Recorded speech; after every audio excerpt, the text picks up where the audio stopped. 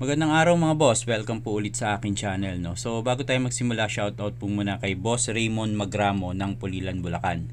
So si Boss Raymond bumiyahe mula Pulilan, Bulacan papunta dito sa shop upang ipa-check yung motor niya. So ang problema niya dun sa motor niya is maingay daw yung makina mga boss. So yun yung titingnan natin.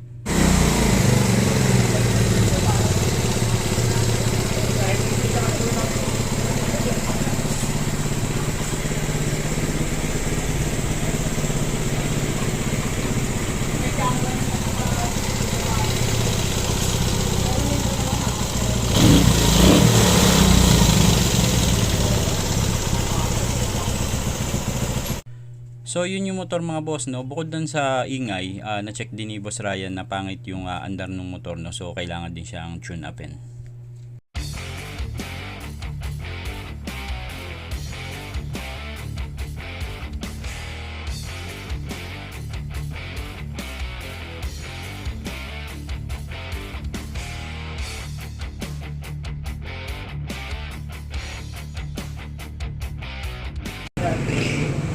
Tumalo na ng timing, oh.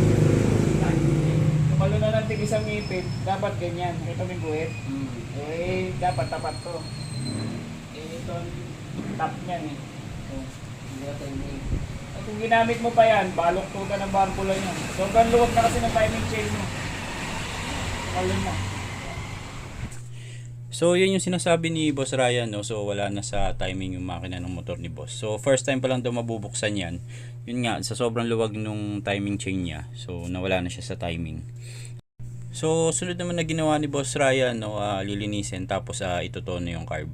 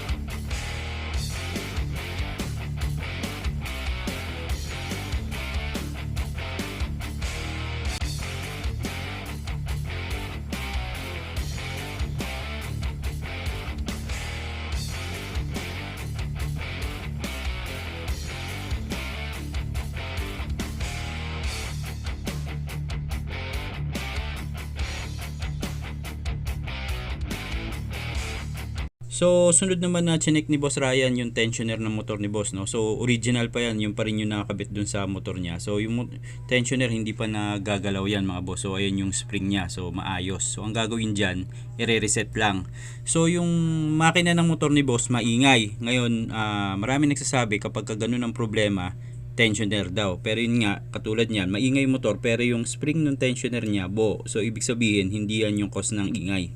So nasisira lang yan kapag kunwari nakakabit sa motor tapos maingay yung makina. Yung iba kasi ang ginagawa, pinipihit ng pinipihit yon kasi gusto nilang patahimikin. Hanggang sa nangyari, nabubuhol yung spring na yan. Pero since yung spring ng tensioner ni Boss maayos, i-reset lang yan.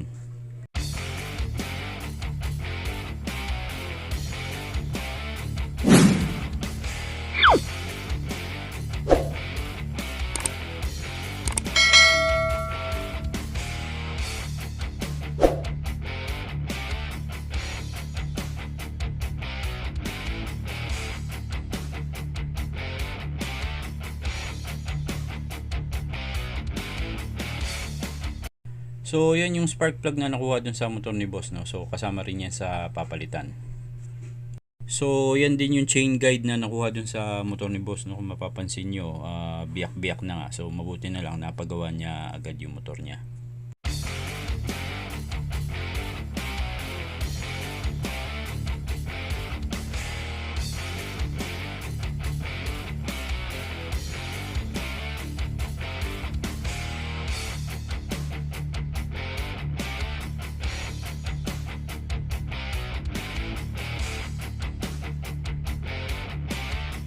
So sunod naman na gagawin, maglalagay ng bagong timing chain sa mga guide.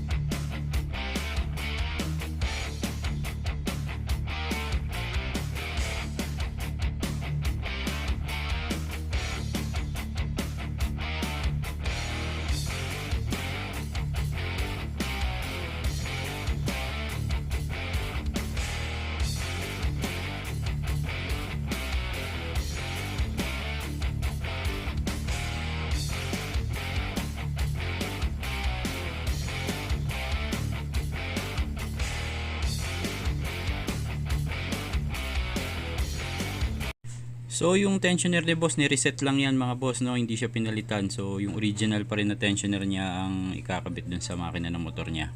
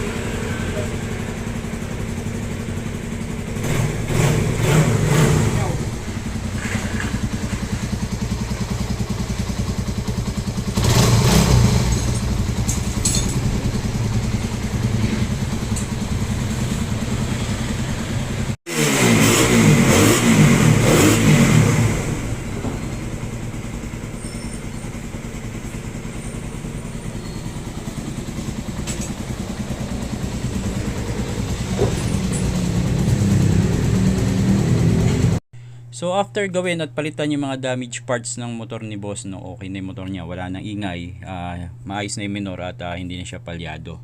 Para dun sa mga gusto magpa-check ng motor nila, pwede kayong bumisita sa amin dito sa shop, no.